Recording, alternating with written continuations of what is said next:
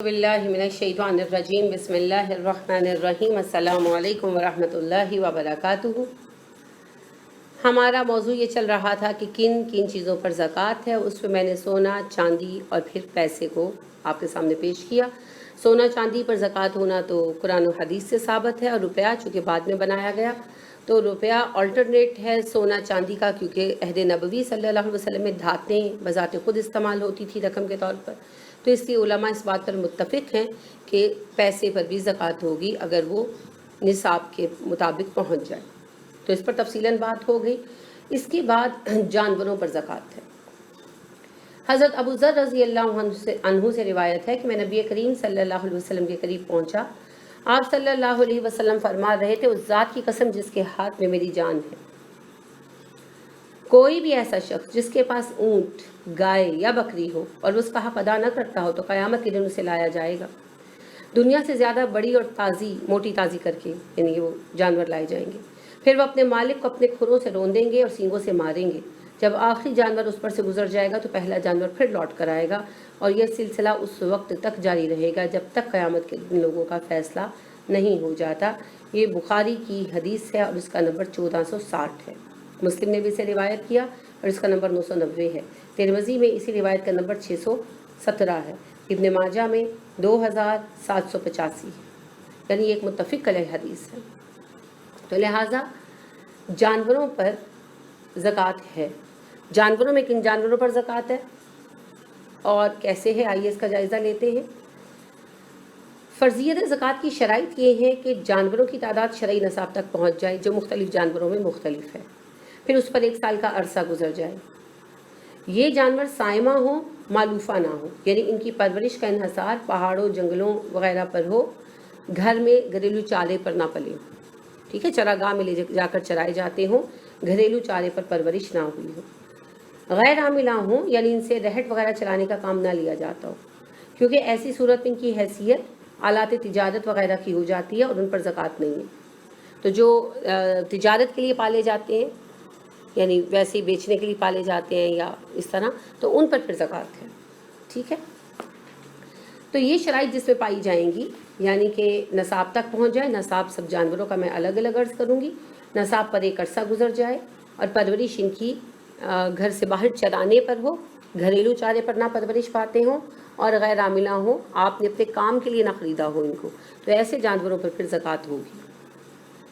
مویشیوں میں سے صرف اونٹ، گائے، بکریوں، بھیڑوں، دمبوں پر زکوٰۃ ہے۔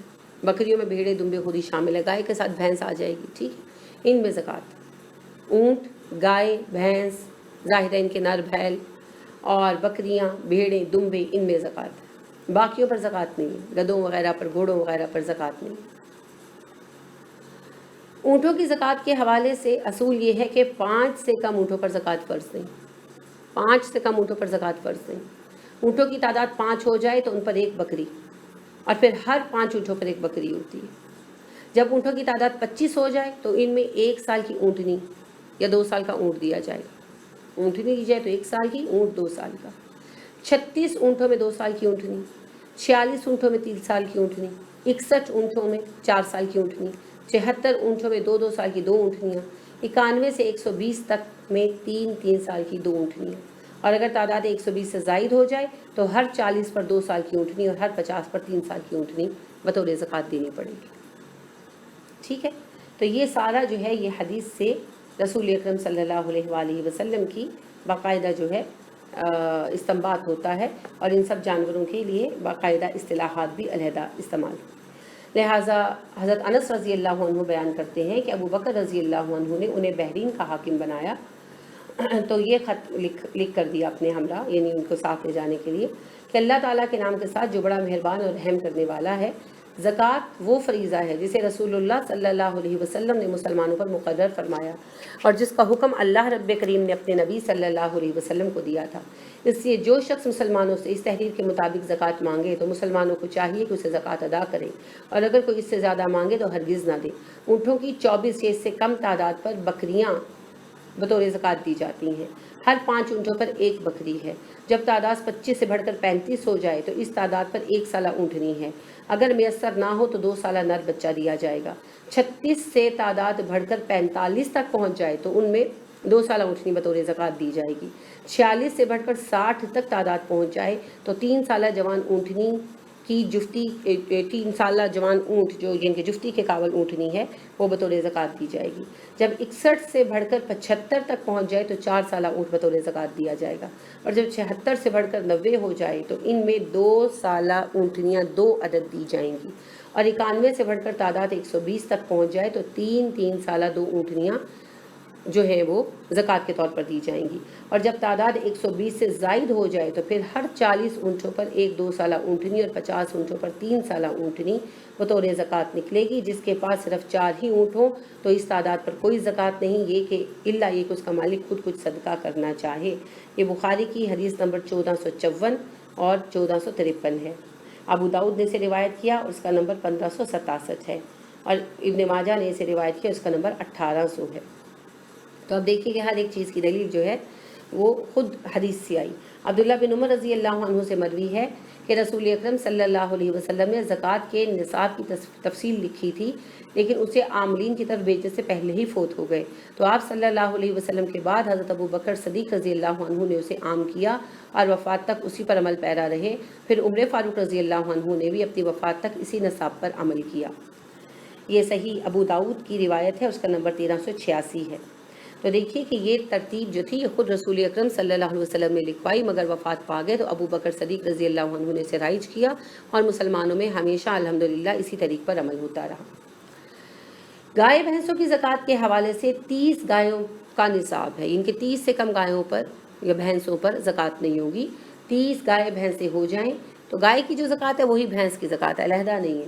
तो 1 साला मादा गाय या नर बछड़ा ज़कात दिया जाएगा। 40 हो जाएं तो 2 साल का बैल या गाय वाजिब है। इसके बाद हर 30 गायों पर, यानी इससे ज़्यादा हो जाएं तो हर 30 गायों पर एक बछड़ा है और हर 40 गायों पर एक बैल या गाय वाजिब है। ठीक है, तो यानी कि 30 गायों पर एक जो बछड़ा दिया जाएगा वो 1 साल का होता है और हर 40 गायों पर जो दिया जाएगा वो 2 साल का हो। फ़र्क ये है, उम्र में फ़र्क होगा क्योंकि उम्र बढ़ने से फिर इनकी कीमत बढ़ जाती है ना। तो गायों में वजूब ज़कात के मुतालिक मुस्लिम में रिवायत मौजूद है कि गाय और बकरियों का जो मालिक भी उनकी ज़कात अदा नहीं करता, क़यामत के दिन उसे चटियल मैदान में मुँह के बल गिराया जाएगा और गायें दुनिया से ज़्यादा मोटी ताज़ी होकर आएंगी और उसे अपने सींग और खुरों से रौंदेंगी। जब आखिरी गाय गुजर जाएगी फिर पहली आ जाएगी, यहाँ तक कि 50,000 साल तवील दिन जब तक इंसानों का फ़ैसला नहीं हो जाता इसके साथ यही सलूक होता रहेगा। ये मुस्लिम की रिवायत है और उसका नंबर 987 है। और मुस्नद अहमद में भी ये बयान हुई तो उसका जिल्द 2 में नंबर 162 है। अबू दाऊद ने इसे रिवायत किया और उसका नंबर 1685 है। मुआज़ बिन जबल रज़ी अल्लाह अन्हु से रिवायत है कि रसूल अकरम सल्लल्लाहु अलैहि वसल्लम ने उन्हें यमन की तरफ गवर्नर बनाया और उनको हुक्म दिया कि वो 30 गायों में 1 साल का बछड़ा वसूल करें, चाहे वो नर हो या मादा, और हर 40 की तादाद पर 2 साला बछड़ा लिया जाए। ठीक है, चाहे नर हो या मादा, जैसा कि मैंने अभी अर्ज़ किया है। अल्हम्दुलिल्लाह बिरवाल खलील ने इसे रिवायत किया और इसका नंबर 795 है। मुस्नद अहमद की 5वीं जिल्द में इसका नंबर 230 है। अबू दाऊद में इसका नंबर 1585 है और तिरमिज़ी में इसका नंबर 623 है।